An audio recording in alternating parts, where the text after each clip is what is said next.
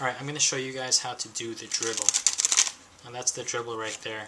It's a lot like a spring, but it's less noisy, it's more casual, and it looks quite good. So there's a few ways I've seen this being done. Some people do it from the front of the deck like this. Some people do it from the back of the deck.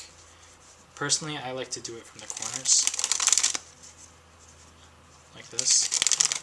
And how I'm doing this is, you start with a deck in your left hand, you come over with your right hand, and you're using your middle finger at the front edge, and your thumb at the back edge, and you're gripping it from the top right corner and the bottom left corner, just like this.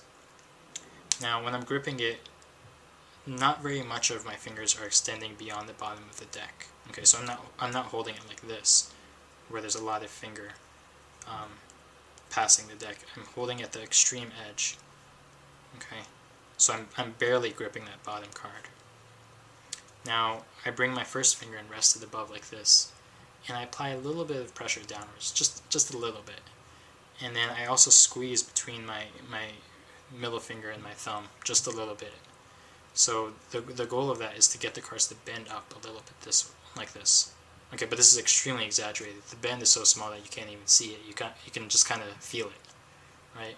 So once you've bent it a little bit, then you just need to practice releasing the cards one at a time. Okay, so I would practice like this first.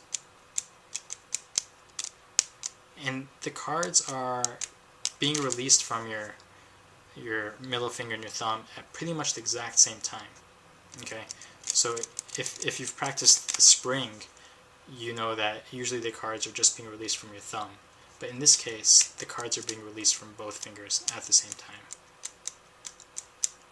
Okay, so you can practice doing this, and then as you continue to practice, you'll learn how to release them faster. And it's actually easier to do faster than it is slowly, but you just have to work at it for some time, and then you'll be able to get a nice consistent stream of cards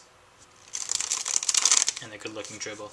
Now if you're having a tough time catching the cards, one thing you can do is you can stick out your pinky like this, so that the back edge of the cards will hit against the pinky and not become unsquare. So it acts kind of as like a guard, right? But you don't need to do that if you don't want. You can just catch it like this. So that's the dribble.